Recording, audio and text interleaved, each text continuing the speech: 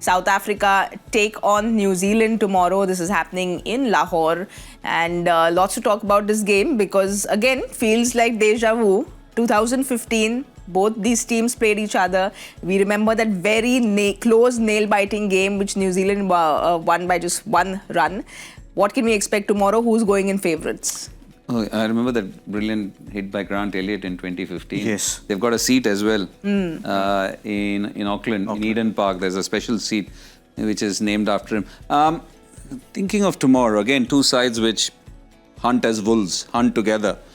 Two good fielding sides, two good bowling sides, and also they've got some of their top batters in form. So you can expect a cracker of a game.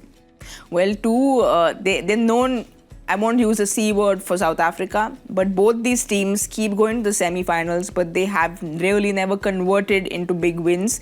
So both of them playing against each other. South Africa, of course, in great form. New Zealand coming in against that loss against India. We'll have a look at South Africa's team because everything seems to be going well for them, especially when Klaasen comes back in form. Bavuma is back. He's in his fitness has been declared all right, so he'll be back in tomorrow. What are the changes? Aiden Markram, is he fit? Yeah, he's also fit. He's also fit to play. So when you're looking at South Africa's squad here, when we are talking about playing in Lahore, where you get big runs there on that ground, the wicket is really flat. So that's when power hitting comes into play. And if you compare both the teams, South Africa has more power hitters than what New Zealand has. So it will be about scoring those runs. And with that variety in bowling, which South Africa has, when you're talking about Keshav Maharaj, outstanding left-arm spinner. Then you have Rabada has been bowling really well. They have an option of Shamsi also, but which I don't think they will take that, but looks like South Africa is more balanced. I know New Zealand is a team which can surprise anyone, but just go by man to man, I feel South Africa is stronger. Don't you think the spin attack of New Zealand is better? You've got Santner and Bracewell bowling beautifully, and they've played really well in Pakistan. Yeah, they did. I mean, I'm not. That's where the power hitting comes into play. That's why New Zealand won't allow to hit. Yeah, so, do we have a favourite here? I am always a New Zealand fan. You know that. If you've not made that out by now, I'm a big New Zealand fan, and I know it's a good game. I'm just saying this for the sake of it or for effect.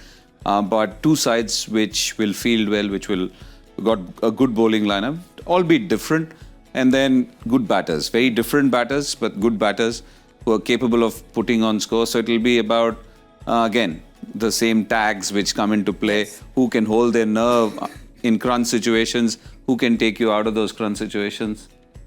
No C word there. So that's the only thing is here, New Zealand will have to adjust. South Africa has played all their games in Pakistan on those flat wicket. New Zealand had come into Dubai on a slow wicket where they had to play an extra spinner and play according to that pitch. Now when you go to Pakistan again on a flatter wicket, there is a slight of adjustment for sure, and that's what I think. If New Zealand can adjust well, the spinners, they will definitely be in the game. There is no doubt about it. They're a strong side, but it's just that I like South Africa more. Do you see Devon Conway coming back in for tomorrow's game? Be tough in place of who? Because they've done really well. Rachin Ravindra has been in good form. Yes, he missed out against India, but he makes a good pair with Will Young, and they've got a settled batting lineup. And again, we showed South Africa before. Maybe Tristan Stubbs has to make way because he played the last game because Bavuma wasn't there. But when you look at the New Zealand squad, okay, we're coming back to the South African squad. Tristan Stubbs maybe makes way if Aiden Markram is fine. I can't see any other change. Everything looks the same. Corbin Bosch is actually a very good all-rounder, but he's not going to find a place if the captain is back and Aiden Markram is back. And back to the New Zealand squad, again, very tough for Devon Conway to find a place ahead of... Daryl Mitchell, who is the option, but... No, but Daryl Mitchell is a wonderful option in the middle, the way he plays. And he has been playing for New Zealand, so...